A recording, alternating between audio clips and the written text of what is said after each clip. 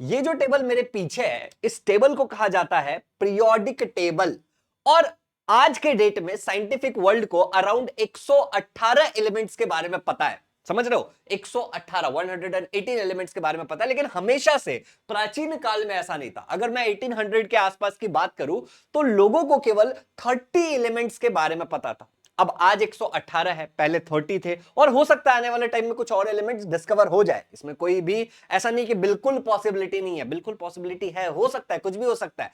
तो इन सारे एलिमेंट्स को पढ़ना, 118 एलिमेंट्स को और भविष्य में आने वाले भी एलिमेंट्स को, या फिर वो 30 एलिमेंट्स को पढ़ना आसान हो जाए, इसलिए साइंटिस्टों ने ना इसके अंदर पैटर्न ढूंढना स्टार्ट किया, इसको क्लासिफाई करना शुरू कर दिया।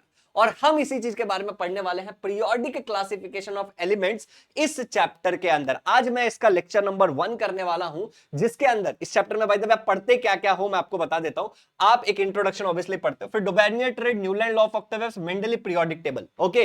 फिर आप पढ़ते हो modern periodic table, periodic trends in modern periodic table, और ग्रेडेशन इन हैलोजन फैमिली। तो ये इतने सारे टॉपिक्स है, और इस चैप्टर का बच्चों जो वेटेज है वो है अराउंड 6 to 7 मार्क्स का। अब आज के इस वीडियो के अंदर मैं आपको क्या कराने वाला हूं, जो भी हमारा मेंडली पीरियोडिक टेबल तक का पार्ट है वो पढ़ाऊंगा, और उसके अंदर जो इंपॉर्टेंट क्वेश्चन पिछले कई सारे एग्जाम में पूछे गए हैं उसके बारे में भी बताऊंगा। तो माय नेम इज शुभम और इस वीडियो पे टारगेट करते हैं केवल और केवल 25,000 लाइक्स का। तो हिट द लाइक बटन, और चैनल बनाए हो तो सब्सक्राइब करना, दोस्तों का शेयर जरूर करना। लेक्चर नंबर 1 को शुभ आरंभ करते हैं।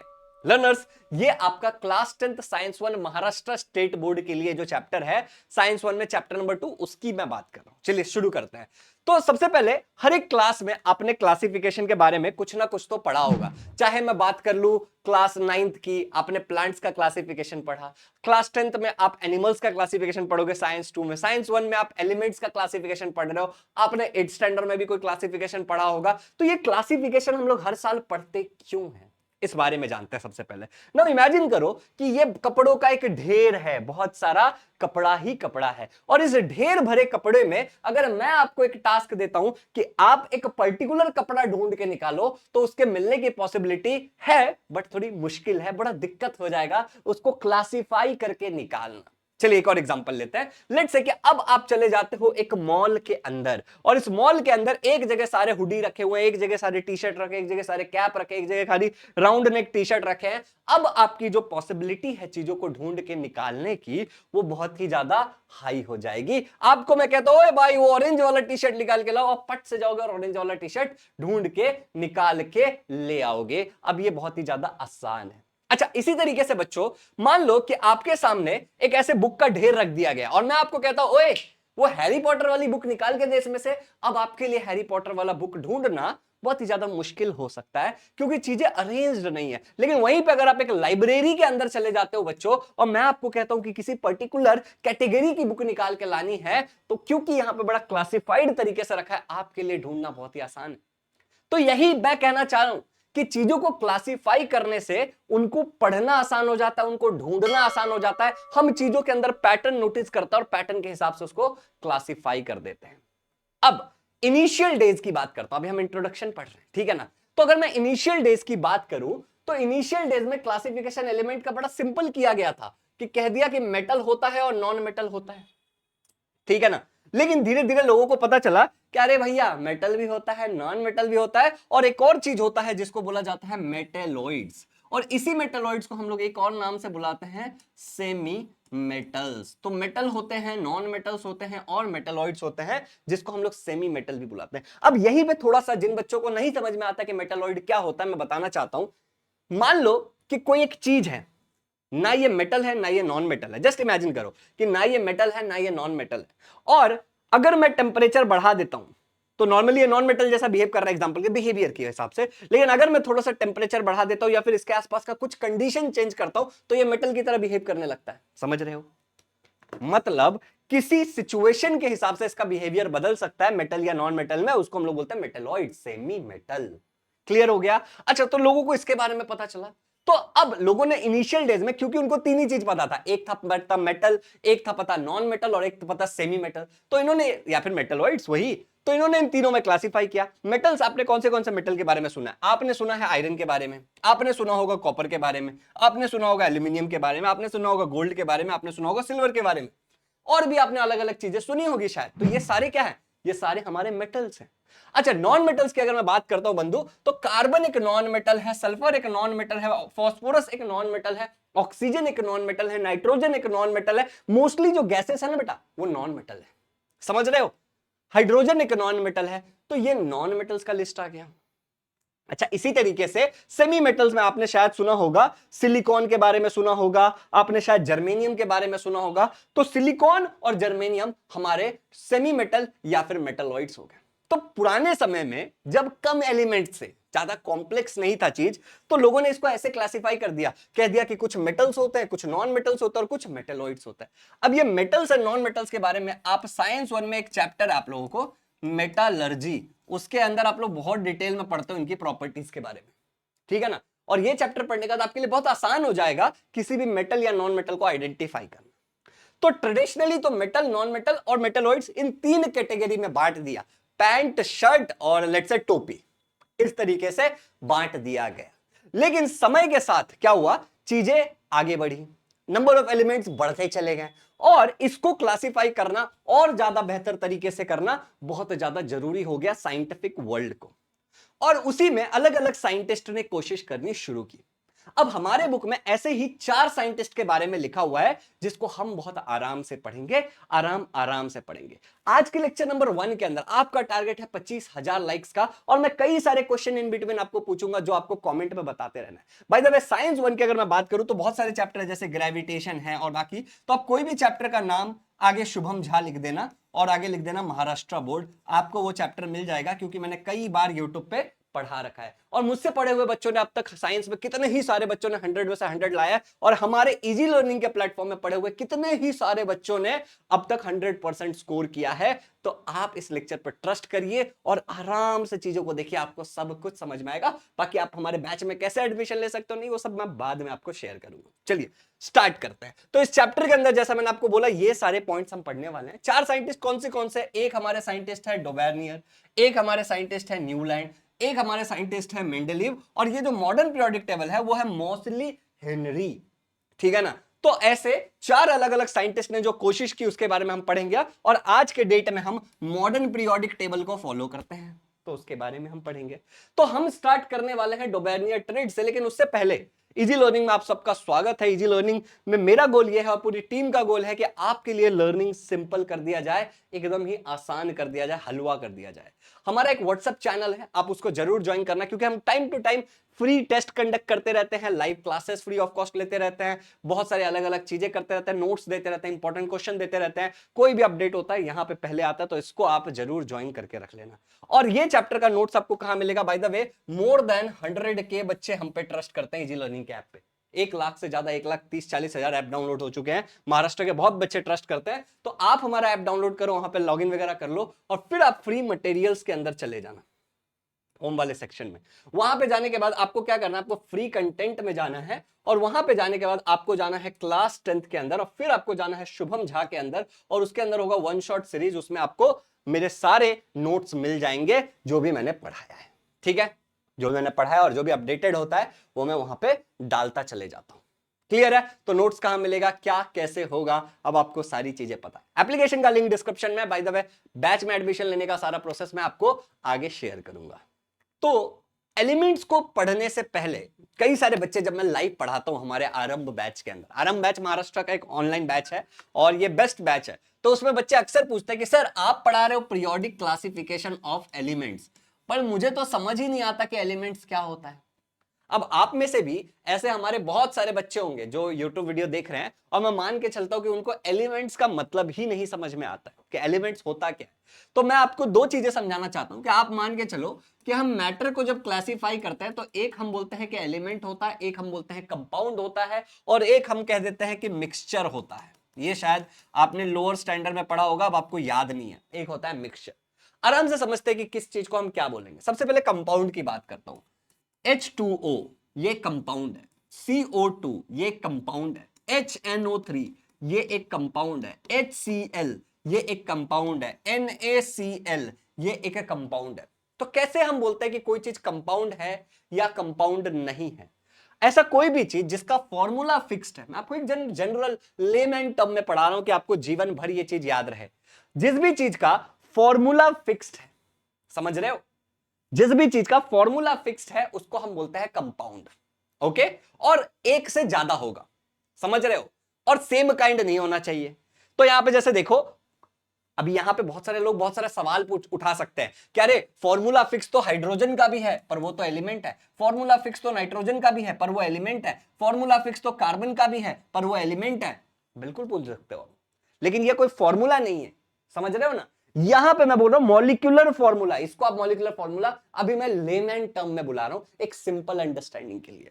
तो यहां पे देखो H2O हमेशा 2 हाइड्रोजन 1 ऑक्सीजन होगा एक वाटर के मॉलिक्यूल के अंदर। कार्बन डाइऑक्साइड के अंदर हमेशा 1 कार्बन और 2 ऑक्सीजन होगा, क्योंकि अगर कार्बन डाइऑक्साइड के अंदर ये रेशो बिगड़ा तो ये कार्बन डाइऑक्साइड नहीं रहेगा, इसको हम कंपाउंड बुलाते हैं। अच्छा, अगर ये चीज फिक्स्ड ना हो तो उसको मिक्सचर बुलाया जाता है किसी भी प्रोपोर्शन में। यहां जैसे 2 hydrogen 1 oxygen, 1 carbon 2 oxygen, 1 hydrogen 1 nitrogen 3 oxygen, कुछ रेशो फिक्स है, कुछ प्रोपोर्शन फिक्स्ड है, तो मैं कंपाउंड बुलाता हूं। और अगर कुछ भी फिक्स नहीं है, स्वाद अनुसार अपने हिसाब करो, तो उसको मिक्सचर बुलाया जाता है। क्या बोलते हैं उसको? मिक्सचर। अच्छा, जब मैं कंपाउंड को तोड़ता हूं, तो जैसे मैं इसको तोड़ूंगा तो मुझे हाइड्रोजन मिलेगा कितना? 2, और मुझे क्या मिलेगा? ऑक्सीजन मिलेगा। सही बात है। लेकिन अगर मैं इस हाइड्रोजन को फर्दर तोड़ता हूं तो इस हाइड्रोजन का क्या होगा? एटम होगा। एटम के अंदर, इसके अंदर इलेक्ट्रॉन, प्रोटॉन और न्यूट्रॉन होगा। उसके फर्दर मैं जा सकता हूं क्या? नहीं जा सकता हूं। समझ रहे हो? मतलब इसको फर्दर और डिवाइड नहीं किया जा सकता है, उसको मैं एलिमेंट बोलता हूं। तो कंपाउंड एलिमेंट से बनता है एक स्पेसिफिक प्रोपोर्शन में, लेकिन उसको मैं फर्दर डिवाइड नहीं कर सकता, उसको मैं एलिमेंट बोलता हूं। समझ आया? और एलिमेंट बेसिकली एटम होता है, हम ऐसे मान के चलेंगे एक अभी अंडरस्टैंडिंग के लिए, ठीक है ना। तो एलिमेंट क्या होता है? एटम होता है। तो एक एटम के अंदर क्या क्या होता है? एक एटम के अंदर हमें मिलता है इलेक्ट्रॉन। इलेक्ट्रॉन्स कैसे होते हैं? निगेटिवली चार्ज होते हैं। एक एटम के अंदर हमारे पास होता है प्रोटॉन। प्रोटॉन कैसे होते हैं बेटा? पॉजिटिवली चार्ज होते हैं, यहां भी दिखाया है। और न्यूट्रॉन, न्यूट्रॉन हमारा होता है बेटा न्यूट्रल। इससे आगे हमें कोई जानने की कोई जरूरत नहीं है। अच्छा बेटा, कहां पे होता है प्रोटॉन? प्रोटॉन और ये न्यूट्रॉन, ये दोनों हमारे न्यूक्लियस के अंदर होते हैं। ओके, ये वाले पार्ट को हम लोग न्यूक्लियस बोलते हैं। ये सब हमने 8th स्टैंडर्ड में ही पढ़ा था। और उसके बाद जो ये सेल्स है, उसके अंदर ये इलेक्ट्रॉन्स होते हैं, ये इलेक्ट्रॉन्स होते हैं, ये इलेक्ट्रॉन्स होते हैं, ये इलेक्ट्रॉन्स होते हैं। बाकी धीरे धीरे जो जो चीजों की रिक्वायरमेंट होगी मैं आपको पढ़ाते चले जाऊंगा। अब आ जाता है ये सुंदर से व्यक्ति के ऊपर। ये सुंदर से व्यक्ति कौन है? ये सुंदर से व्यक्ति का नाम है डोबेर्नियर। डोबेर्नियर एक साइंटिस्ट का नाम है, जॉन वोल्फगैंग डोबेर्नियर। ये एक जर्मन केमिस्ट थे। कौन थे ये? ये एक जर्मन केमिस्ट थे। और जरा ट्राइड्स को समझना कि ट्राइड्स का मतलब क्या होता है। ट्राई, इस वर्ड के अंदर ट्राई आ रहा है। ट्राई जैसे ट्रायंगल के अंदर ट्राई आता है, वैसे इसमें ट्राई आ रहा है। तो ट्राई का मतलब होता है 3। क्या होता है? ट्राई का मतलब क्या होता है? 3। तो ट्राइड्स का मतलब डोबेर्नियर ने बताया कि ग्रुप ऑफ 3 एलिमेंट्स हैं। ट्राइड्स का मतलब डोबेर्नियर ने क्या बताया कि ये ग्रुप ऑफ 3 एलिमेंट्स है जो केमिकली सिमिलर हैं। केमिकली सिमिलर है मतलब कि इनका अगर मैं रिएक्शन करूंगा, इस बात को समझना, इनका अगर मैं केमिकल रिएक्शन करूंगा तो तीनों एलिमेंट एक प्रकार का ही बिहेवियर दिखाएंगे। समझ रहे हो? तीनों एलिमेंट एक ही प्रकार का बिहेवियर दिखाएंगे। तो मैं छोटे छोटे टर्म्स भी तुम्हें समझाते चल रहा हूं। भाई, तो बैच में एडमिशन लेने के लिए आप ऑब्वियसली इस नंबर पे कॉल कर सकते हो, इसी पर्पस से दिखाया जा रहा है। चलो आगे बढ़ते हैं। तो डोबेर्नियर ट्राइड्स क्लियर हो गया। तो लगभग 1817 का जब समय था, तो डोबेर्नियर ने क्या सजेस्ट किया कि जो प्रॉपर्टीज होती हैं एलिमेंट की, वो किससे रिलेटेड होती हैं? वो रिलेटेड होती है उनके एटॉमिक मास से। अब हो सकता है कि आपको ऑलरेडी क्लैरिटी हो कि एटॉमिक मास क्या होता है, लेकिन बहुत सारे बैच में हमारे ऐसे बच्चे होते हैं जिनको एटॉमिक मास नहीं समझ में आता, तो मैं एटॉमिक मास भी आपको समझाऊंगा। बट पहले समझते हैं प्रॉपर्टीज मतलब कौन सी प्रॉपर्टीज। तो यहां जो प्रॉपर्टीज की बात चल रही है वो हमारी है फिजिकल प्रॉपर्टी, ठीक है ना, और केमिकल प्रॉपर्टी। अब आप बोलोगे कि भैया क्या होता है फिजिकल प्रॉपर्टी और क्या होता है केमिकल प्रॉपर्टी? केमिकल प्रॉपर्टी का मतलब आप बस ऐसे समझ लो कि रिएक्ट कैसे कर रहा है, रिएक्शन कैसे हो रहा है, ये हो जाता है हमारा केमिकल प्रॉपर्टी। और फिजिकल प्रॉपर्टी मतलब बॉइल कब हो जाता है, मेल्ट कब हो जाता है, कितना प्रेशर हैंडल करता है, दुनियादारी, ये सब हो जाते हैं हमारे फिजिकल प्रॉपर्टी। धीरे धीरे आगे समझेगा सब कुछ, ठीक है ना। Related to their atomic mass, तो डोबेर्नियर ने क्या बोला कि एटॉमिक मास से रिलेट करेगा उसका प्रॉपर्टी। जब मैं क्लासिफाई करूंगा, जब मैं एलिमेंट्स को अरेंज करूंगा, तो मैं फिल्टर क्या लगाऊंगा, तो मैं फिल्टर लगाऊंगा ऑफ एटॉमिक मास। मैं किस चीज का फिल्टर लगाऊंगा, मैं फिल्टर लगा दूंगा ऑफ एटॉमिक मास। मैं एटॉमिक मास का फिल्टर लगा के चलूंगा। तो यहां पे ध्यान से देखो, एटॉमिक मास जिसको मैं ए से रिप्रेजेंट करता हूं, समझ रहे हो, एटॉमिक मास को रिप्रेजेंट किससे किया जाता है बेटा, ए से रिप्रेजेंट किया जाता है। वो सम है, सम का मतलब क्या होता है, एडिशन प्लस। वो सम है किसका, कितने प्रोटॉन्स है और कितने न्यूट्रॉन्स है मेरे गिवन एटम के अंदर। तो वही कार्बन एटम का एग्जांपल ले लेते हैं। तो ये कार्बन का एटम है, और इस कार्बन के एटम के अंदर अगर मैं कहता हूं कि 6 प्रोटॉन होते हैं और 6 न्यूट्रॉन होते हैं, तो तुम मुझे बताओ कि इसका एटॉमिक मास कितना हो जाएगा। तुम बोलोगे 12 हो जाएगा भैया, और तुम बिल्कुल गलत नहीं हो। तुम जो बता रहे हो बिल्कुल सही है कि अगर 6 प्रोटॉन और 6 न्यूट्रॉन है तो ये 12 हो जाएगा। चलो एक और एग्जांपल लेते हैं। मैं एग्जांपल ले लेता हूं ऑक्सीजन का, कि तुम्हें थोड़ी क्लैरिटी है। लेट्स से मैं कहता हूं कि ऑक्सीजन के अंदर नंबर ऑफ प्रोटॉन है 8, और मैं कह देता हूं नंबर ऑफ न्यूट्रॉन भी है 8। तो तुम मुझे बताओ एटॉमिक नंबर क्या होगा, एटॉमिक मास नंबर क्या होगा। एटॉमिक मास की बात कर रहा हूं मैं, एटॉमिक मास, ठीक है ना। तो एटॉमिक मास क्या होगा, एटॉमिक मास को हम ए से रिप्रेजेंट करते हैं। ये होता है number of protons plus number of neutrons, जो कि हो जाएगा 8 + 8, और तुम्हें पता है 8 और 8 कितना होता है, 16 होता है। क्लियर है।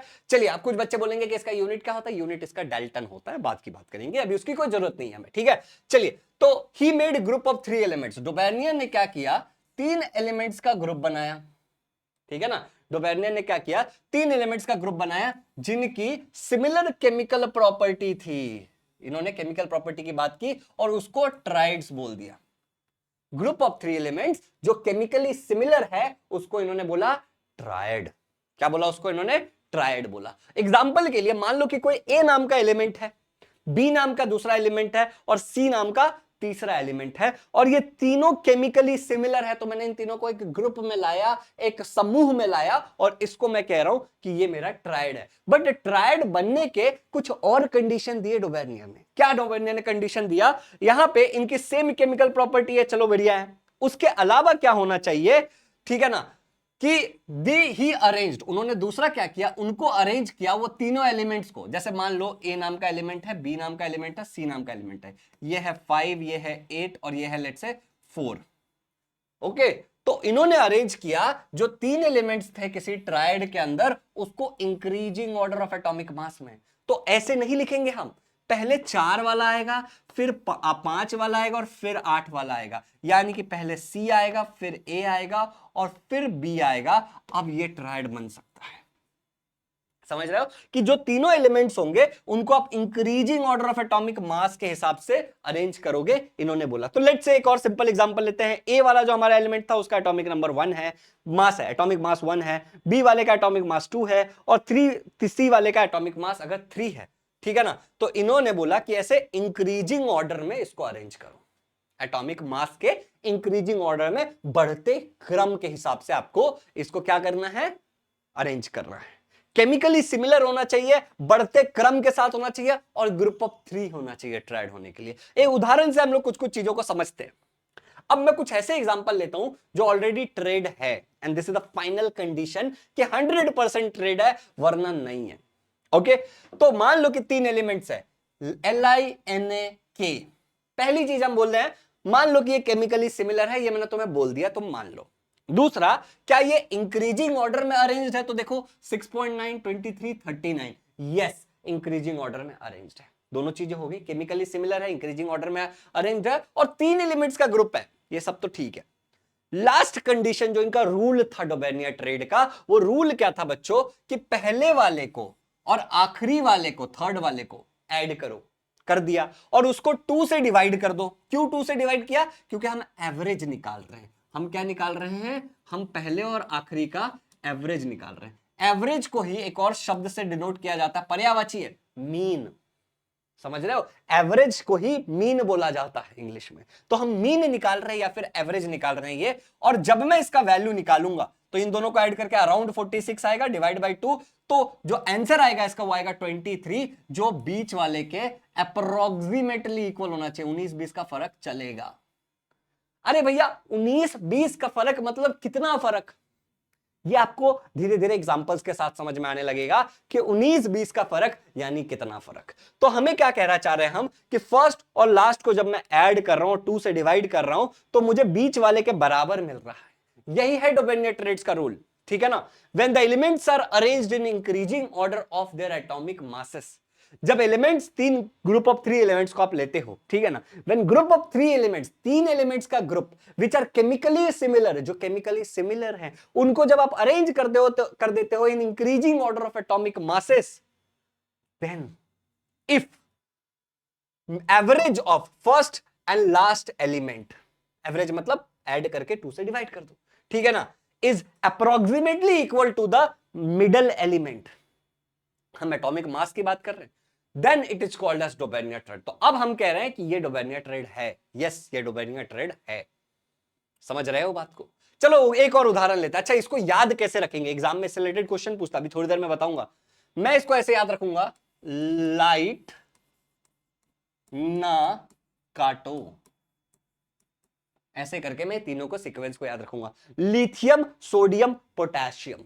चलिए आगे बढ़ते हैं। नेक्स्ट, अब यहां पे एक टेबल दिया आपके चैप्टर में, जिसमें से पहला वाला एग्जांपल मैंने बता दिया, इसमें 3 एग्जांपल है। पहला मैंने आपको समझाया कि पहला एलिमेंट नंबर 1 ट्रेड का, इन्होंने बता दिया कि ये ट्रेड है, लिथियम सोडियम पोटेशियम ये ट्रेड है, मान लो केमिकली सिमिलर है, ग्रुप ऑफ 3 एलिमेंट्स हैं। इसमें पहला एलिमेंट कौन सा है, लिथियम, और उसका एटॉमिक मास है 6.9, जो हमने ऑलरेडी एग्जांपल किया। इसमें थर्ड एलिमेंट कौन सा है, थर्ड एलिमेंट है इसमें मेरा पोटेशियम, जिसका एटॉमिक मास 39.1 है। और हमें क्या करना है इस जगह पे, हमें क्या करना है, पहला और तीसरे का, पहला और तीसरा ए और सी, पहला और तीसरे को ऐड करके 2 से डिवाइड करना, मीन निकालने के लिए, एवरेज निकालने के लिए। तो चलो ऐड करते हैं, तो पहला 6.9, दूसरा 39 डिवाइड बाय 23 आ गया अप्रोक्सीमेटली। और यही जो होगा वो बीच वाला एलिमेंट यानी कि सोडियम का एटॉमिक मास होगा। अगर ऐसा होता है तो मैं कह दूंगा कि जी हां ये एक ट्रेड है। ये हमने एग्जांपल ऑलरेडी किया है। टेबल जो आपको दिया उसमें दूसरा जो लिस्ट दिया है वो है calcium strontium barium, calcium strontium barium, car से सर मेरे निकले और सीधे बाथरूम में गए, ऐसे करके हम याद रखेंगे, कार से मेरे सर निकले और सीधे बाथरूम में गए। चलिए यहां पे देखते हैं। तो पहला है कैल्शियम जिसका अराउंड 40 है, 40.01, लास्ट वाला है तुम्हारा बेरियम जिसका अराउंड है 137.3। अब 40 और 137.3 को ऐड करके 2 से डिवाइड करेंगे तो आंसर आएगा 88.7, और बिल्कुल हमारा जो स्ट्रोंटियम है बीच वाला उसका आता है 87.6। अब ये देख लो, इस फर्क को बोलते हैं 19-20 का फर्क, अप्रोक्सीमेटली इक्वल है। तो हम बोलेंगे स्ट्रोंटियम के बराबर है अप्रोक्सीमेटली, 19-20 का फर्क है, तो ये भी एक ट्रेड है। तीसरा एग्जांपल लेते हैं। तीसरा एग्जांपल आप ले लो, क्लोरीन ब्रोमीन आयोडीन, कॉल बार बार आई, क्लोरीन ब्रोमीन आयोडीन, क्लोरीन का होता है 35.5, आयोडीन का है अराउंड 126.9। इन दोनों को ऐड करके अगर 2 से डिवाइड करेंगे तो 81.2 आएगा। और जो हमारा बीच में ब्रोमीन है, ब्रोमीन का अप्रोक्सीमेटली आता है 79.9 यानी 80। तो ये 19-20 का फर्क हम इसको बोलेंगे, इस फर्क को 19-20 का फर्क बोलेंगे, दूसरों को 19-20 का फर्क नहीं बोलेंगे। तो ये है ट्रेड। एग्जांपल के लिए कैन यू टेल में कुछ क्वेश्चन दिया, एग्जाम में कैसे क्वेश्चन पूछने की संभावना है। तो एग्जाम में तुमसे पूछा जा सकता है आइडेंटिफाई द डोबेनियर ट्रेड्स, ठीक है ना, identify Dobereiner triads from the following. तो करो, ये एक लिस्ट दी हुई है, ठीक है। पहला वाला magnesium calcium strontium, magnesium is 24.3, last वाला स्ट्रोंटियम इज 87.6, दोनों को ऐड करके 2 से डिवाइड करेंगे 55.95 है। और एक्चुअल एटॉमिक मास जो हमारा ये है कैल्शियम का 40.1 था ना, तो क्या ये 19-20 का फर्क दिख रहा है तुमको?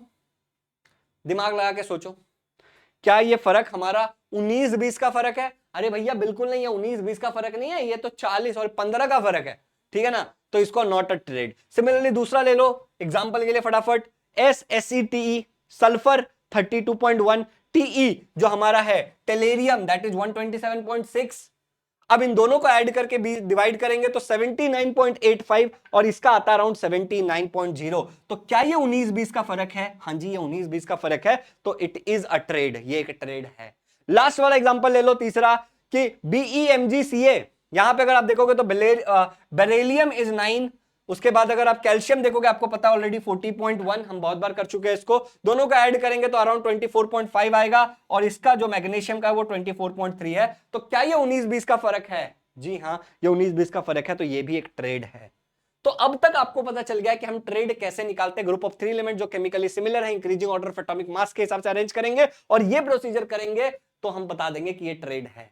एग्जाम में क्वेश्चन कैसा पूछा जाता है, देखो कि ट्रेड क्या है? ट्रेड है हमारा average atomic mass of first and third element, ठीक है ना? किसने दिया था? डोबेर्नियर ने। क्या आप 1 मार्क्स के लिए कर सकते हो? अच्छा, ऑक्टावेव न्यूलैंड ने दिया था, आगे हम लोग अगला टॉपिक पढ़ेंगे, इसका ये है, ठीक है ना? और ये न्यूलैंड ने दिया था। 2 मार्क्स के लिए ये पूछा था। कितना आसान है, सोचो, 6 से 7 नंबर इस चैप्टर का वेटेज है। अच्छा, स्टेट डोबेर्नियर लॉ ऑफ ट्रेड, डोबेर्नियर का लॉ ऑफ ट्रेड दो और उसका एक एग्जांपल बताओ। आपको ऑलरेडी मैंने बहुत सारा एग्जांपल पढ़ाया है, ठीक है ना?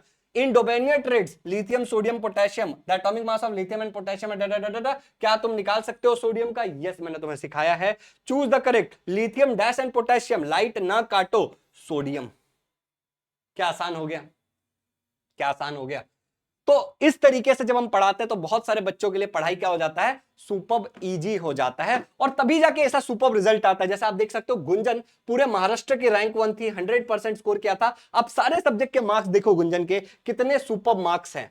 ओके, वेंकटेश ने भी रीचेकिंग के लिए डाला, उसका भी 100% हो गया। धनश्री का भी अगर आप देखोगे तो सुपर मार्क्स है 99%। अनुष्का का आप देखोगे तो अगेन 98.0%। और ऐसे सुपर रिजल्ट आते हैं बच्चों के। कैसे आते हैं? पढ़ाई करके आते हैं। इन सवालों का जवाब आपको नीचे कमेंट में देना है। A group of 3 elements that are chemically similar are called as dash.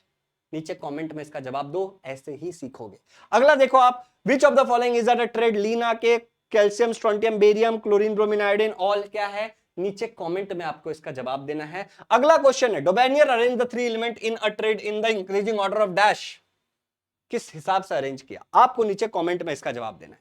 और अब हम चलेंगे अगले टॉपिक पे, लेकिन ये जो 3 क्वेश्चन आपसे पूछे गए हैं इनका आपको बिल्कुल बिल्कुल आपको नीचे कमेंट में जवाब देना। और उस वीडियो पर टारगेट था 25,000 लाइक। तो अब हम इन साइंटिस्ट ने क्या बताया था उसके बारे में पढ़ेंगे, जिसका नाम है Newlands law of octaves. Learners, Newland law of octaves में जो ये न्यूलैंड है, ये न्यूलैंड एक साइंटिस्ट का नाम है, जॉन न्यूलैंड, ठीक है? ये एक ब्रिटिश केमिस्ट थे।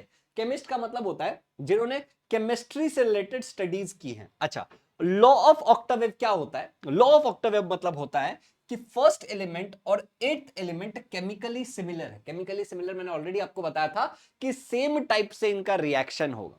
तो अगर मैं फर्स्ट एलिमेंट और 8वें एलिमेंट को देखूं तो ये सिमिलर काइंड ऑफ रिएक्शन दिखाएंगे। कैसे? ये अब हम थोड़ी देर में पढ़ेंगे, लेकिन उससे पहले लर्नर्स मैं आप लोगों को एक छोटी सी चीज बताना चाहता हूं, और वो छोटी सी चीज है, मैंने आप लोगों को दिखाया कि कितना तगड़ा रिजल्ट हमारे बच्चों ने स्कोर किया है, राइट? अब ये सारा जो रिजल्ट था, जो बच्चों ने स्कोर किया था, उसके पीछे रिस्पॉन्सिबल है बच्चों का एफर्ट ऑब्वियसली, और साथ ही साथ ये धुरंधर टीचर्स का टीम। और अगर आप अभी जिस साल में और आप एडमिशन लेना चाहते हो तो आरंभ 6.0 में एडमिशन शुरू है। और किसी भी चीज के लिए आपको मतलब हो सकता है वीडियो में आज रिकॉर्ड कर रहा हूं, एडमिशन बंद हो जाए, दूसरे बैच में चालू हो जाए, तो आपको क्या करना है? आपको एजुकेशनल काउंसलर से एक बार बात कर लेना। अभी फिलहाल हम लोग आरंभ 6.0 में एडमिशन ले रहे हैं, जो कि इंग्लिश मीडियम और सेमी इंग्लिश मीडियम के बच्चों के लिए है, और इसके अंदर हम ऑल सब्जेक्ट कवर करते हैं महाराष्ट्र स्टेट बोर्ड के लिए। लर्नर्स, कई सारे ऐसे बच्चे हैं जिनको हमने हेल्प किया, और सबसे अच्छी बात है कि ये जो आरंभ की सीरीज है हमारे बैचेस की, इस आरंभ सीरीज में हम लिमिटेड बच्चे लेते हैं।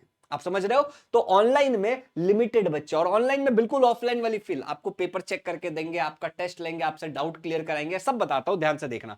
तो यहां पे देख सकते हो आपकी पार्थ सर है, गैलेक्सी मैम है, मैं हूं, और वेंकटेश जिसने 100% स्कोर किया था, वो सारे बच्चों को गाइड कर रहा है। बड़े लिमिटेड से बच्चे हैं बैच के अंदर। और ये अभी 2026 का लेटेस्ट रिजल्ट है, जिसमें मधुरा ने 100% स्कोर किया था। इनफैक्ट 4 बच्चों ने 100% अब तक स्कोर किया है, 201 बच्चों ने 90% एंड अबव स्कोर किया, 316 बच्चों ने 85% एंड अबव स्कोर किया है, और 71 बच्चे अपने अपने रिस्पेक्टिव स्कूल में फर्स्ट रैंकर थे। हम मधुरा के घर पे भी गए थे, लातूर में रहती है, ठीक है? सौम्या के भी घर पे गए थे, सौम्या जलगांव में रहती है, यहाँ पे आप देख सकते हो, मैं पार्थ सर के साथ हूँ, और हम लोग मधुरा के घर गए थे, बहुत मजा आया। फिर हम लोग सौम्या के घर गए थे, मैं और गैलेक्सी मैम, और उसको गिफ्ट किया। तो बहुत तगड़ा बच्चों का रिजल्ट आता है, हम पूरी तरीके से उसको अप्रिशिएट करते हैं। और लाइव क्लास के अंदर अक्सर क्या होता है कि बच्चों को लगता है ऑनलाइन में डाउट कैसे क्लियर होगा, तो जूम पे डाउट क्लियरिंग सेशन होता ही, जिसका मैंने फोटो दिखाया था आपको। पर यहाँ पे जो एक फीचर है रेज अ हैंड, इस पे भी हम बच्चों का डाउट्स लेते हैं और क्लियर करते हैं लाइव क्लास के अंदर। अब बैच में ये सारे हमारे धुरंधर टीचर हैं। आपको सेमी इंग्लिश मीडियम को अलग पढ़ाते हैं, हम इंग्लिश मीडियम को अलग पढ़ाते हैं, और अगर आपका संस्कृत इंटायर या कंपोजिट है तो आपका वो भी हम कवर कर लेंगे। बैच में ऐसा क्या मिलता है जिससे हम इतना सुपर रिजल्ट ला पाते हैं? तो सबसे पहले बच्चों, हमारा जो बैचेस होता है उसके अंदर हम सारे क्लासेस लाइव लेते हैं। आपका each and every topic cover किया जाएगा। इनफैक्ट जो 5.0 वाला बैच था, अभी 6.0 में एडमिशन चालू है, उसके अंदर हमने 3 बार साल भर में सिलेबस को कंप्लीट किया था, रिवाइज कराया था बच्चों का, ठीक है। लाइव पूरा सिलेबस आपका कंप्लीट कराया जाता है। आपको मोबाइल, पीसी, टैबलेट, चाहे आपके पास एक एंड्रॉइड फोन हो, चाहे एक एप्पल का फोन हो, आईपैड हो, सब पे एक्सेस मिल जाता है। हर एक लाइव क्लास खत्म होने के बाद उसकी रिकॉर्डिंग रहती है। Chapter wise doubt clearing session होता है, जो कि हम लोग जूम पे करते हैं, आपने अभी फोटो देखा था बच्चों का, ठीक है ना। इसके अलावा लाइव रिवीजन होता है एग्जाम से पहले। पर्सनल मेंटरशिप होता है, आपके पास टीचर्स का पर्सनल नंबर होता है, आप कॉल करके अपने डाउट्स को क्लियर कर पाते हो। और टेस्ट सीरीज आपका ऑब्जेक्टिव भी होता है, एमसीक्यू बेस्ड और सब्जेक्टिव होता है, जो ये रहा। जैसे आपको एक क्वेश्चन पेपर दिया जाता है और आप उसका आंसर लिखते हो, और हमारे ऐप के अंदर ही वो सुविधा है जिसमें आप इसको सबमिट कर सकते हो, और जब आप इसको सबमिट करते हो हम चेक करके आपको दे देते हैं और आपको चीजें पता चल जाती है। आरंभ 6.0 में अभी 10,000 रुपीज में एडमिशन हो रहा है, और ये लिमिटेड पीरियड के लिए है, पूरे साल all subject multiple time syllabus complete होगा। टीचर्स का पर्सनल नंबर रहेगा, सब्जेक्टिव पेपर भी चेक होके मिलेगा। तो आपको क्या करना है, फटाफट एजुकेशनल काउंसलर को कॉल करना है और अपना सीट बुक कर लेना है। साथ ही साथ डिस्क्रिप्शन में एप्लीकेशन और वेबसाइट का भी लिंक है, बट अगर और कोई भी डाउट है तुम्हें तो तुम कॉल करके पता कर सकते हो, फिर एडमिशन कंफर्म कर लेना, ठीक है। तो अब हम लोग आगे बढ़ते हैं, और जो हम लोग पढ़ रहे थे उस टॉपिक पे चढ़ते हैं, न्यूलैंड लॉ ऑफ ऑक्टावेव। तो मैंने आपको यहां पे क्या बताया कि फर्स्ट एलिमेंट और एट्थ एलिमेंट जो है हमारा, वो केमिकली कैसे होंगे, वो केमिकली सिमिलर होंगे। इसका मतलब क्या है थोड़ा सा समझते हैं। तो सबसे पहली बात, इन द ईयर 1866, ये सब एग्जाम में नहीं पूछते बट पढ़ लो जरा, न्यूलैंड ने अरेंज किया उस टाइम के जो भी नॉन एलिमेंट थे। अच्छा, सबसे पहला सवाल उठता है कि उस टाइम में कितने नोन एलिमेंट थे? तो जनाब उस टाइम में 56 एलिमेंट्स नोन थे साइंटिफिक वर्ल्ड को। कितने एलिमेंट नोन थे उस टाइम पे? 56 एलिमेंट नोन थे साइंटिफिक वर्ल्ड को। अच्छा, डोबेनियर के टाइम पे कितने एलिमेंट नोन थे? ये ना तो किताब में लिखा और ना तो हमें कोई इसकी खास जरूरत है, ठीक है। तो जितने भी एलिमेंट नोन थे उस टाइम तक, ओके, उसको उन्होंने भी कैसे अरेंज किया? Increasing order of atomic mass के हिसाब से अरेंज किया। तो हमारे न्यूलैंड भैया ने भी इसी हिसाब से अरेंज किया। अब यहां पे एग्जांपल के लिए मैं आपको बता रहा हूं कि कुछ एलिमेंट जो डोबेनियर के टाइम पे नोन थे, जिसका नाम आपको पता होना चाहिए क्योंकि आगे हम सिंबल यूज करेंगे। बाकी इसी लेक्चर नंबर 2 में मैं आपको सारे एलिमेंट्स का नाम याद करा दूंगा, जिससे आगे आपको भविष्य में कोई दिक्कत नहीं होगी। तो देखो, hydrogen, lithium, beryllium, boron, carbon, nitrogen, oxygen, सामने उनका सिंबल लिखा हुआ है, फ्लोरीन, सोडियम। अब आप बोलोगे सर इसमें हेलियम किधर है, नियोन किधर है? तो उस टाइम में वो डिस्कवर्ड नहीं था, समझ रहे हो, बाद में डिस्कवर हुआ। ये जो उनके टाइम पे था उसकी बात हम कर रहे हैं। Magnesium, aluminium, silicon, phosphorus, sulphur, chlorine, potassium और कैल्शियम। ना क्योंकि एक रिकॉर्डेड वीडियो है तो आप पीछे जाकर के इसको बार बार रिपीट कर सकते हो और सिंबल्स देख सकते हो, ठीक है। चलिए आगे बढ़ते हैं। अब अगला वाला देखो ध्यान से। तो he found that every 8th element had property similar to that of first. हर 8वां एलिमेंट का प्रॉपर्टी पहले से 8वां पहले से मैच करता है। आप इसको इस तरीके से देखो, सा रे ग म प भ नी, और आगे आता है फिर से सा रे ग म प भ नी, फिर से रिपीट यही होगा। अब कहीं से भी काउंटिंग स्टार्ट करो, चलो यहां से काउंटिंग स्टार्ट करो। तो अगर ये 1 है तो देखो 1 2 3 4 5 6 7 8, 8वां ये वाला है हमारा, है ना। 8वां पहला और 8वां सेम है ना, सेम यहां से काउंट कर लो। चलो यहां से स्टार्ट कर लो। तो 1 ये है, तो 1 2 3 4 5 6 7 8, 8वां हमारा ये वाला निकला। क्या हमारा सेम टू सेम आ रहा है? इसी चीज को इन्होंने बोला लॉ ऑफ ऑक्टावेव कुल मिला के। तो मान लो अगर तुम्हारा पहला एलिमेंट ए है, ओके, अगर एलिमेंट पहला ए है और एच 8वां एलिमेंट है, 1 2 3 4 5 6 7 और ये 8वां एलिमेंट है, तो पहला और 8वां केमिकली कैसा होगा, सेम होगा। एलिमेंट ए फर्स्ट है और एलिमेंट H 8th है, तो ये केमिकली सिमिलर होंगे। और इसी चीज को इन्होंने बोला, ही कॉल्ड दिस सिमिलैरिटी, इस सिमिलैरिटी को इन्होंने जो पहले और 8वें एलिमेंट में देखा, इसको इन्होंने लॉ ऑफ ऑक्टावे बोला। और ये इंस्पायर कहां से हुए थे, म्यूजिकल नोट से, सारे गामा पाधा नी से। अच्छा, अब यहां पे आप देखोगे तो एलिमेंट्स है, जैसे हाइड्रोजन है, लिथियम है, बेरिलियम है, बोरॉन है। इन्होंने जो छोटा सा पीरियोडिक टेबल बनाया था अपना, ठीक है ना, उस टाइम के नोन एलिमेंट्स को अकोमोडेट करने के लिए। अब अगर आप ध्यान से देखोगे तो ये डाल रहे हैं। अच्छा, यहां तक कैल्शियम तक मैंने येलो कलर का इस्तेमाल किया, ओके। उसके आगे अगर आप देखोगे तो मैंने सारे अलग कलर से डाले हैं, राइट।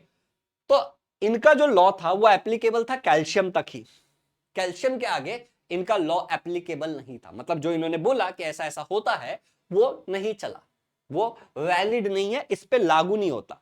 इसकी और इसकी प्रॉपर्टी देखोगे तो सेम नहीं है, गॉट इट। तो ये चीज वहां पे लागू ही नहीं होता है। अच्छा, अब यहां पे देखो म्यूजिकल नोट, सा रे ग म प ध नी, ओके। तो और यहां पे डो रे मी फा सो ला टी, क्योंकि ये एक ब्रिटिश साइंटिस्ट थे, तो इस हिसाब से डो रे मी फा सो ला टी सारे गामा इंडिया, ओके। चलो आगे बढ़ते हैं। अब एग्जांपल अगर आप देखोगे तो मैं एग्जांपल के लिए, sodium is the 8th element अगर हम बात करें, तो यहां पे हमारा जो सोडियम है वो 8वां एलिमेंट है, कहां से, लिथियम से, ओके। तो सिंपल सी बात है कि लिथियम और सोडियम की प्रॉपर्टीज कैसे होंगी, सेम होंगी। इनफैक्ट आप सोडियम और लिथियम का अगर इलेक्ट्रॉनिक कॉन्फ़िगरेशन बोलते हैं इस चीज को, अगर ये भी आप देखोगे तो लास्ट में आप देख सकते हो, इसमें भी लास्ट में एक एलिमेंट है, इसमें भी लास्ट में एक ही एलिमेंट है, इन दोनों की वैलेंसी 1 है। अब वैलेंसी क्या होता है ये हम सेकेंड लेक्चर के अंदर सीखेंगे। सेकेंड जो इसका लेक्चर लूंगा उसमें मैं आपको वैलेंसी सिखाऊंगा कि वैलेंसी क्या होता है। बट यहां पे आप देख सकते हो कि दोनों सेम है। एग्जांपल के लिए आप ले सकते हो मैग्नीशियम और बेरिलियम, तो यहां पे आप देख सकते हो मैग्नीशियम 8वां आएगा, अगर बेरिलियम से काउंट करेंगे तो इनकी प्रॉपर्टीज भी सेम है, गॉट इट। तो कहीं से भी आप काउंट कर लो और यहां तक आपको पहला और 8वां सेम मिलेगा, कहीं से कहीं भी काउंट कर लो, ठीक है।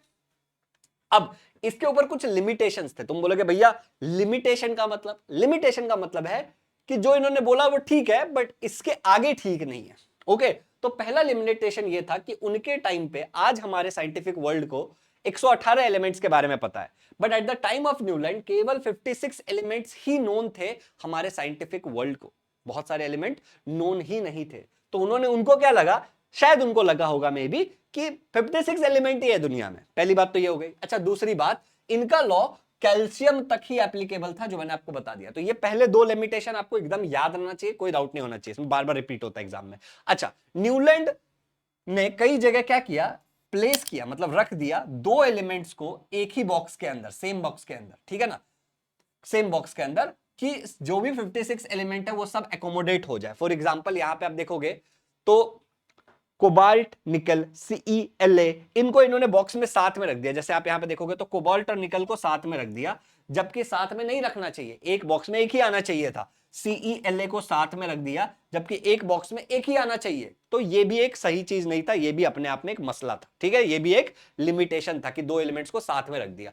अच्छा, he place some elements with different properties under the same note. अब इनका क्या बोलना था कि पहला और 8वां एलिमेंट है, जैसे मान लो जो डो है, या फिर डो छोड़ो, सा के नीचे हमेशा सा ही आएगा, राइट।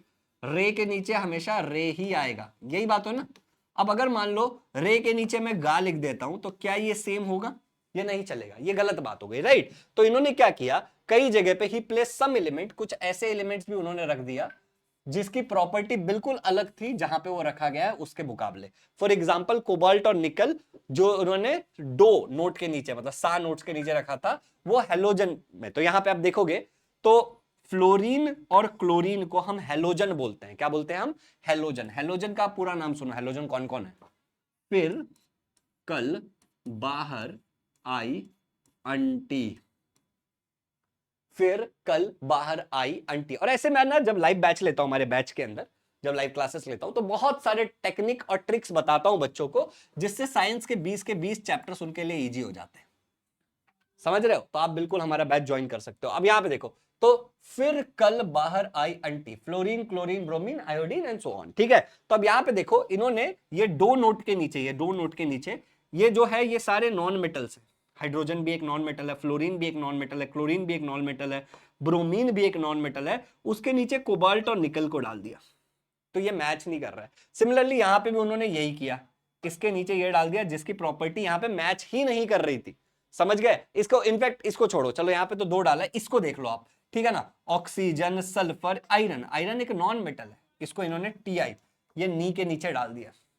समझ रहे हो? तो ये भी एक क्या हो गया अपने आप में limitation. Newland law did not have provision to accommodate newly discovered element. अभी इन्होंने जो ऐसा अपना पीरियोडिक टेबल बनाया था, अब आज के डेट में 118 एलिमेंट्स आ गए, ठीक है ना। उनके टाइम पे 56 एलिमेंट्स थे। तो जो नए एलिमेंट्स डिस्कवर होंगे उसके लिए उनके पास कोई प्रोविजन ही नहीं था, कोई जगह ही नहीं था। सवाल है उसको देखना। लिमिटेशन समझ में आ गया। 56 एलिमेंट्स थे, कैल्शियम तक ही एप्लीकेबल था। कई जगह 2 एलिमेंट्स को एक डब्बे के अंदर रख दिया, कई जगह जिसकी प्रॉपर्टीज मैच नहीं करती उसको वहां पे डाल दिया। आयरन वाला एक एग्जांपल था लास्ट में नी वाले नोट के अंदर, और पहले वाले नोट के अंदर, 2 वाले नोट के अंदर किसका आयरन था? जो उन्होंने निकल और कोबाल्ट को डाला था। चलो, in octave first element is chemically similar to eighth element, true या फॉल्स? ये 4th क्वेश्चन है, इसका भी जवाब आपको नीचे कमेंट के अंदर देना है। 5th वाला, dash element known at the time of Newland. Newland के समय पे कितने एलिमेंट नोन थे? 56, 63, 30, 49, आपको याद रखना, ठीक है। और the law was find to be applicable up to, कहां तक एप्लीकेबल था ये लॉ? ये आपको नीचे कमेंट में बताना। By the way, Newland law of octave से कैसे सवाल पूछते हैं ये मैंने ऑलरेडी आपको पीछे बताया था। कुछ खास अलग सवाल पूछे नहीं गए अब तक, और जो पूछे जाते हैं वो मैं आपको भविष्य में आगे इसी वीडियो के अंदर बता दूंगा। चलो, तो बैच के बारे में मैंने आपको बता ही दिया। ये देखो, इस तरीके से हम डाउट क्लियरिंग सेशन लेते हैं, टॉपर गाइडेंस सेशन लेते हैं, तो आपको डेफिनेटली ये बैच को ज्वाइन करना चाहिए। सुपर रिजल्ट आता है, सुपर टीम है, ये सारी चीज मैंने आपको ऑलरेडी शेयर कर दिया है। इसके बारे में आपको कोई भी डाउट हो तो आप एजुकेशनल काउंसलर से बात कर सकते हो, या डिस्क्रिप्शन में एप्लीकेशन और वेबसाइट दोनों का आपको लिंक मिल जाएगा। चलिए आगे बढ़ते हैं। अब अगला और आज के लेक्चर का आखिरी टॉपिक, ओके, हमारा जो आज का हम लेक्चर ले रहे हैं उसका आखिरी topic Mendeleev's periodic table. Okay, Mendeleev नाम के एक साइंटिस्ट थे, उनका पीरियोडिक टेबल था। और लास्ट लेक्चर में मॉडर्न पीरियोडिक टेबल, ग्रेड क्या बोलते हैं, trends in modern periodic table और halogen, gradation in halogen family, ये 3 टॉपिक देखेंगे।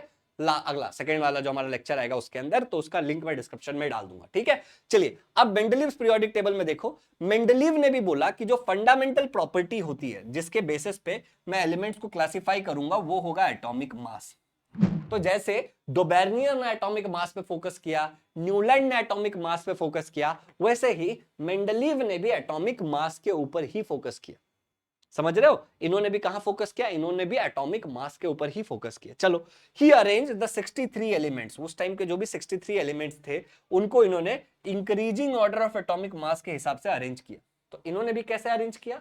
Increasing order of atomic mass के हिसाब से। और फंडामेंटल प्रॉपर्टी किसको बोला? एटॉमिक मास को ही इन्होंने भी बोला। अब अगला ध्यान से सुनना, एग्जाम्पल के लिए देखो, लिथियम 6.93, बेरिलियम 9.01, बोरॉन 10.81, कार्बन 12.01। देख रहे हो, increasing order of atomic mass में हम अरेंज किए जा रहे हैं। अब मान लो इसके बाद कोई ऐसा एलिमेंट मिला जिसकी प्रॉपर्टी इससे मैच करती है। उदाहरण के लिए मैं आगे बढ़ रहा हूं और अब मुझे एक ऐसा एलिमेंट मिला जिसकी प्रॉपर्टी इससे मैच करती है, तो 2 इसके नीचे डाल दिया गया।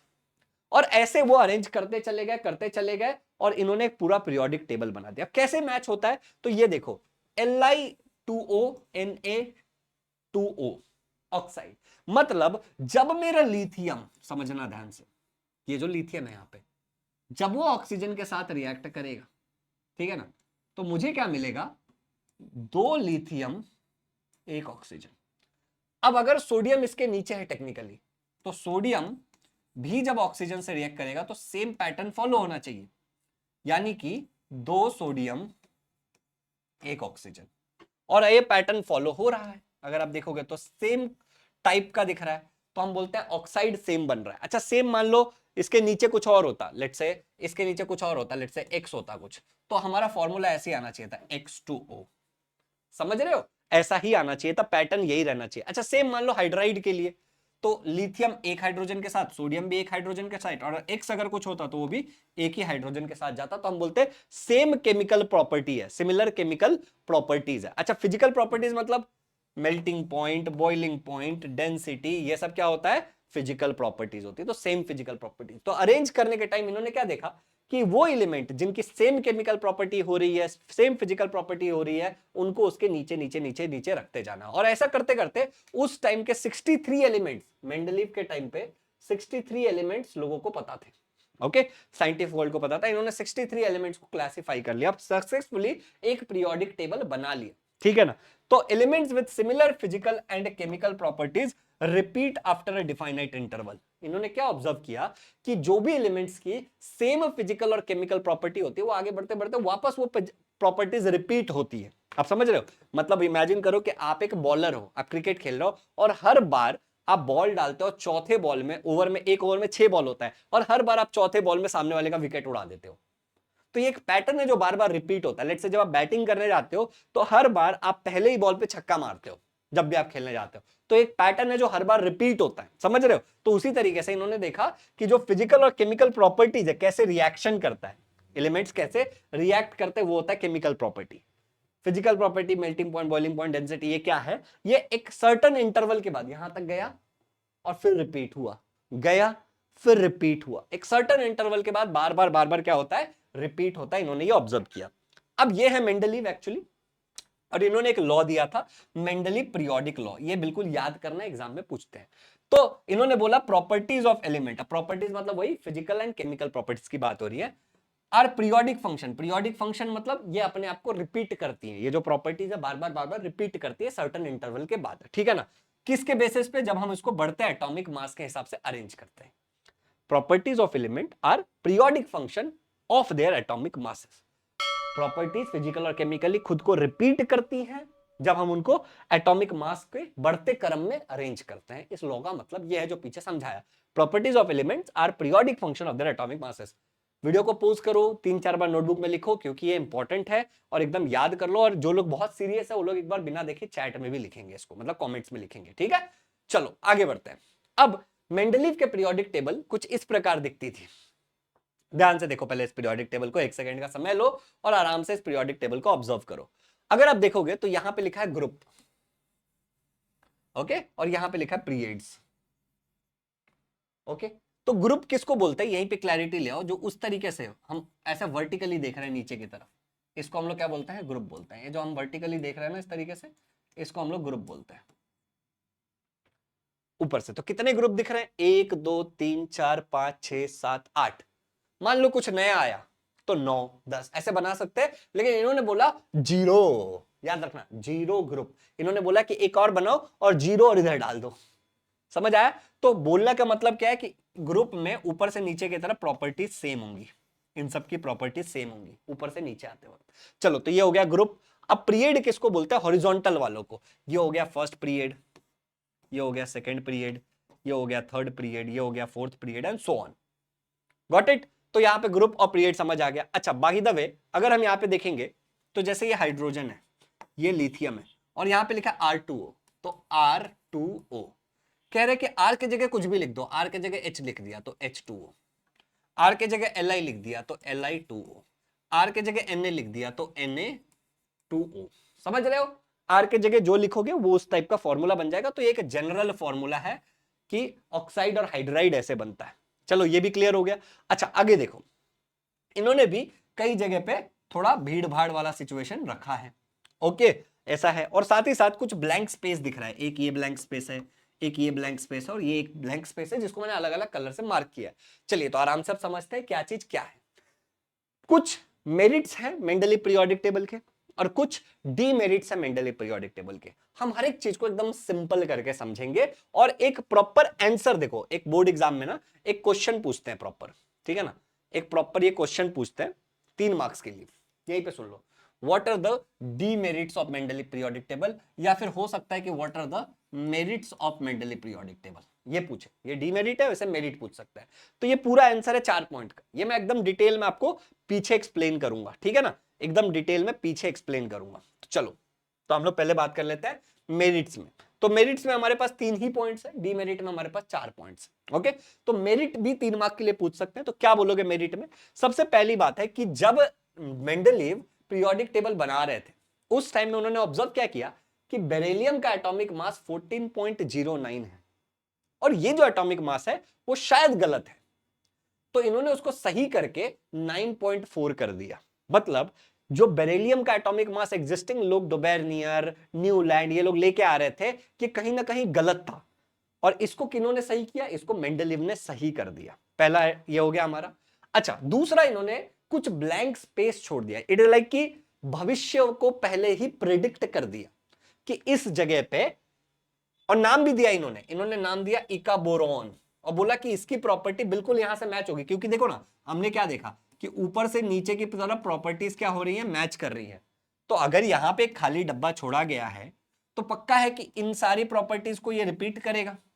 तो इन्होंने पहले ही प्रेडिक्ट कर दिया, और इन्होंने बोला इका बोरॉन, जो भविष्य में जाके बना स्कैंडियम। याद कैसे रखोगे? मैं हमेशा लाइव क्लास के अंदर जो हमारे बैच में बच्चे आते हैं उनको टेक्निक्स देता रहता हूं। तो मैं उनको कहता हूं, एक बार मैं बोर हो रहा था तो मैं स्कैन कराने चला गया अपना दिमाग। याद रहेगा, एक बार मैं बोर हो रहा था तो मैं स्कैन कराने चला गया अपना दिमाग, तो इक्का बोरॉन बना स्कैंडियम। चलो आगे बढ़ते हैं, अगले पे चलते हैं। इक्का एल्यूमिनियम, एक आलू था जो गलियों में घुमा करता था, इक्का एल्यूमिनियम बना गैलियम। और इक्का सिलिकॉन, एक एक लोग बड़े सिली होते हैं जर्मनी के, तो इक्का सिलिकॉन बना हमारा जर्मेनियम। अच्छा, the properties of this elements, ये जो एलिमेंट्स की प्रॉपर्टी है वो बिल्कुल मैच हुई जो उन्होंने प्रेडिक्ट किया था। तो उन्होंने जो बोला था ना कि इधर ही आएगा, वो बराबर उधर ही आया। तो ये भी एक एडवांटेज हो गया, एक मेरिट हो गया, एडवांटेज हो गया। मेरिट और एडवांटेज सेम ही है, तो ये भी एक मेरिट हो गया कि भाई जो उन्होंने पहले प्रेडिक्ट किया वही हुआ। अच्छा, अगला लास्ट वाला है कि there was no place reserve for noble gas. अब ये नोबल गैस क्या होता है मैं समझाता हूं। इन मेंडली पीरियोडिक टेबल, ठीक है ना, तो कोई भी जगह इन्होंने नहीं रखा था। इनके टाइम पे लेट से 63 एलिमेंट्स पता थे जब ये पीरियोडिक टेबल बना रहे थे, तो लेट से 63 एलिमेंट्स हैं उदाहरण के लिए, ठीक है ना। I am not very sure कि ये 63 में नोबल इंक्लूडेड थे कि नहीं थे, पर मान लो 63 एलिमेंट नोन थे। अब अचानक से कुछ और एलिमेंट्स डिस्कवर हो गया जिसको हमने बोला नोबल गैस। तो इन्होंने बोला कि एक जीरो ग्रुप बना दो, मेरा ग्रुप 1 2 3 ऐसे 8 तक जा रहा है ना, जीरो से शुरू कर दो। और जब इन्होंने ये जीरो ग्रुप बनाया तो पहले 8 बिल्कुल डिस्टर्ब नहीं हुए, ठीक है ना। तो Mendeleev created a zero group without disturbing the original periodic table, जिससे इनका ओरिजिनल पीरियोडिक टेबल डिस्टर्ब नहीं हुआ। अब ये जीरो ग्रुप में क्या आता है, देखो, हेना, नेहा और करीना। आगे भी है, मैं बताऊंगा बाद में। तो Heena, helium, neon, argon, krypton. Helium, neon, argon, krypton. Heena, Neha और करीना जीती रहना, ठीक है ना। अब ये जो जीरो ग्रुप इन्होंने बनाया, इससे इनका मेन पीरियोडिक टेबल डिस्टर्ब ही नहीं हुआ। तो अब यहां पे समझो कि आपको आगे चल के कुछ नाम मिलेंगे, नोबल गैस, आपको मिल सकता है इनर्ट गैस, ओके, ये सब नाम आपको देखने को मिलेंगे। आपको मिलेगा जीरो ग्रुप, ठीक है ना। तो ये सबका मतलब सेम है, ओके, इन सब का मतलब टेक्निकली सेम है। इसका मतलब यही एलिमेंट्स है, हिना, नेहा और करीना जीती रहना। भविष्य में ये भी आ जाएंगे, helium, neon, argon, krypton, xenon, radon. Heena, Neha और करीना जीती रहना। क्लियर है। तो नोबल गैस बोल सकते हो आप इसको, क्यों? क्योंकि ये किसी के साथ रिएक्ट नहीं करते, इनर्ट किसी के साथ रिएक्ट नहीं करते, इसका मतलब इनर्ट का मतलब होता है। और जीरो ग्रुप यानी कि इन सब की जो वैलेंसी होती है, इनको इन्होंने जीरो ग्रुप बोला, क्यों? क्योंकि इन सब की वैलेंसी जीरो होती है। वैलेंसी क्या होता है वो हम लोग सेकंड लेक्चर में पढ़ेंगे, अगर आपको नहीं पता है तो, ठीक है, हालांकि आपको पता होगा। चलिए आगे बढ़ते हैं, पता होना चाहिए हालांकि आपको। चलो आगे बढ़ते हैं, ठीक है, ओके। अब थोड़ा सा आगे बढ़ते हैं, स्टार्ट, ओके। अब आ जाते हैं डीमेरिट्स पे। तो 4 पॉइंट्स हमारे डीमेरिट्स के, क्वेश्चन भी पूछते हैं एग्जाम में।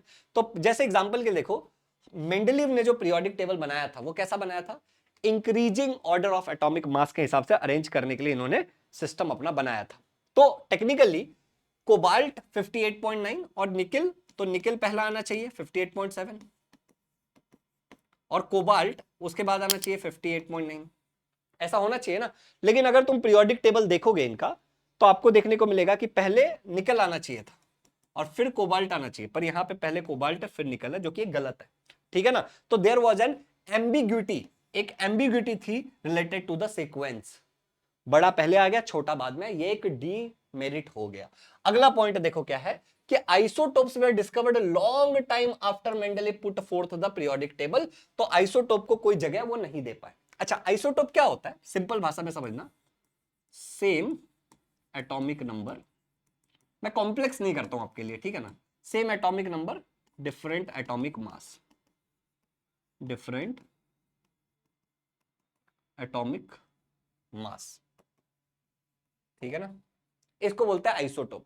अब क्योंकि इनका आइसोटोप जो इन्होंने अरेंज किया वो बढ़ते एटॉमिक मास के हिसाब से इन्होंने अरेंज किया था।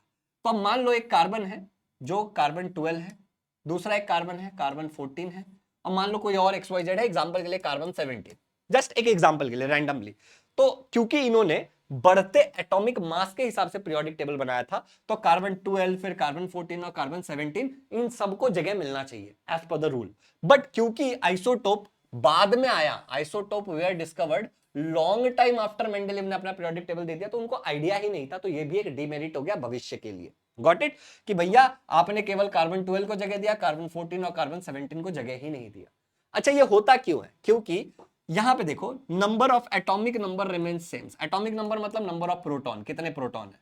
तो मान लो एटॉमिक मास क्या होता है, प्रोटॉन प्लस न्यूट्रॉन। यहां पे भी क्या होगा, प्रोटॉन प्लस न्यूट्रॉन। यहां पे भी क्या होगा, प्रोटॉन प्लस न्यूट्रॉन। तो हर जगह 6 प्रोटॉन ही है, लेकिन नंबर ऑफ न्यूट्रॉन यहां पे ये है, यहां पे मान लो कुछ और है, यहां पे मान लो कुछ और है, जिसके कारण आइसोटोप एग्जिस्ट भी करता है। क्लियर हो गया? चलो, तो आइसोटोप मतलब आपको समझ आ गया, same atomic number but different atomic mass, तो उसको भी वो जगह नहीं दे पाए। अच्छा, दूसरा, द एलिमेंट्स को जब हम अरेंज करते हैं increasing order of atomic masses के हिसाब से, तो जो राइज है, जो बढ़ रहा है एटॉमिक मास, वो अपीयर यूनिफॉर्म नहीं है। इसका मतलब क्या है कि मान लो 23 के बाद 24, 24 के बाद यहां पे आप देखो यूनिफॉर्म नहीं है, 27.8, 27.3 के बाद 28, फिर 31, फिर 32, फिर 35.5, फिर 112, 113, 118। ये एक सीक्वेंस फॉलो नहीं कर रहा है, प्रिडिक्ट नहीं किया जा सकता। अब जैसे मान लो 23 और 24 के बीच में इनफाइनाइट नंबर्स आ सकते हैं, सही बात है कि नहीं? 23.00001 एंड सो ऑन, ऐसे करके बहुत इनफाइनाइट नंबर्स आ सकते हैं। तो हम इस बात को फैसला नहीं कर पा रहे थे, इस बात को डिसाइड नहीं किया जा पा रहा था कि भैया दो हैवी एलिमेंट्स के बीच में, ठीक है ना, मतलब 27 और 28 के बीच में कितने और element, it was not possible to predict ही नहीं किया जा सकता था कि कितने सारे एलिमेंट्स आ सकते हैं जो भविष्य में डिस्कवर हो जाए 27 और 28 के बीच में। तो तीसरा डिसएडवांटेज ये था। अच्छा, चौथा डिसएडवांटेज बस इतना ही याद रखना कि हाइड्रोजन को कोई जगह नहीं दे पाए। सिंपल याद रखना, position of hydrogen was not fixed. याद इतना ही रखना है, हाइड्रोजन जो है वो सिमिलैरिटी दिखाता है किसके साथ, हेलोजन के साथ। हेलोजन याद है, फिर कल बाहर आई आंटी। तो हाइड्रोजन जो हमारा है वो हेलोजन, फिर कल ये इधर जो है ना ग्रुप 7, इसके साथ भी सिमिलैरिटी दिखा रहा है यहां पे, ठीक है ना। और साथ ही साथ जो हमारा हेलोजन है, ठीक है ना, वो अल्काली मेटल्स यानी कि ग्रुप 1 के साथ भी सिमिलैरिटी दिखा रहा है, इसके साथ भी सिमिलैरिटी दिखा रहा है। तो अब हाइड्रोजन को यहां डालूं कि हाइड्रोजन को मैं यहां डालूं, ये बड़ा कंफ्यूजन था, और इस कंफ्यूजन को मेंडलीव सॉल्व नहीं कर पाए थे। तो ये भी एक डिसएडवांटेज है, यही चीज यहां पे लिखा हुआ है, ठीक है। तो अगर आप देखोगे तो डीमेरिट में 4 पॉइंट्स है जो आपको एग्जाम में लिखना है। पहला वाला वो सही हुआ, दूसरा वाला आइसोटोप वाला, फिर ये कितने आएंगे पता नहीं, और लास्ट वाला हाइड्रोजन को कोई जगह नहीं दिया जा सका। तो याद इतना ही करना है, ठीक है, 3 मार्क्स के लिए पूछते हैं। फिर देखो merits of Mendeleev periodic table 3 ही लिखने हैं पॉइंट, जो मैंने आपको ऑलरेडी सिखाया था। तो यही चीजें मैंने आपको ऑलरेडी समझाई है, यही पूछा जाता है। फिर देखो choose the correct alternative and right the correct option, ये क्वेश्चन पूछा गया था कि properties of periodic function of their atomic masses, क्योंकि यहां पे बात मेंडलीव की हो रही है, तो एटॉमिक मास पे इन्होंने फोकस किया था। अब सवाल मैं तुमसे पूछो, तुम नीचे कमेंट में जवाब दोगे। Dash element known at the time of Mendeleev, 36, 93, 63, 39, क्या है आंसर? नीचे कमेंट में बता दो। अगला वाला देखो, Mendeleev arrange the element increasing order of there, किसके हिसाब से इन्होंने अरेंज किया था, नीचे कमेंट में बता दो। 9th क्वेश्चन है, there was no place reserve for dash in Mendeleev original periodic table, किसके लिए? मेंडलीव के ओरिजिनल पीरियोडिक टेबल में जगह उन्होंने नहीं छोड़ा था। तो इसका भी जवाब आप कमेंट में दोगे, ठीक है। तो भाई देखो, आई ट्राइड माई बेस्ट कि लेक्चर 1 में आपको चीजों को समझाऊं, बट आप अगर बहुत अच्छे से डिटेल में चीजों को समझना चाहते हो, सीखना चाहते हो, तो आपको डेफिनेटली मेरा बैच ज्वाइन करना चाहिए, आरंभ बैच, जो कि जिसमें सुपर टॉपर रहे, ये हमारे सारे टॉपर, ऐसे बहुत लंबी लिस्ट है, ठीक है, आप वेबसाइट पे जाके देख सकते हो हमारे, तो ऐसे बहुत लंबी लिस्ट है। बट अगर मैं यहाँ पे बात करूँ, ये देखो दूसरे बच्चों का लिस्ट है, तो ऐसे बहुत सारी लिस्ट है। पर आपको इसके बारे में अगर बैच के बारे में कोई भी डाउट है, तो आप इन दोनों में से किसी भी नंबर पे कॉल करके एजुकेशनल काउंसलर से बात कर सकते हो, और डिस्क्रिप्शन में मैंने एप्लीकेशन और वेबसाइट का लिंक डाल दिया, वहां से भी ज्वाइन कर सकते हो। और इस वीडियो पर टारगेट था 25,000 लाइक का, तो आपको वो पूरा करना है। और मैं आपसे मिलूंगा अगले लेक्चर में, जो कि हमारा होगा लेक्चर नंबर 2, जिसमें मॉडर्न पीरियोडिक टेबल पढ़ेंगे। मैंने लेक्चर नंबर 2 यहाँ पे, ठीक है ना, लेक्चर नंबर 2 अब अगली बार रिकॉर्ड करूंगा, जिसमें मॉडर्न पीरियोडिक टेबल पढ़ेंगे। Thank you so much, have a good day, happy learning and do share this video. और हम मिलते हैं लाइव बैच के अंदर, आरंभ बैच के अंदर।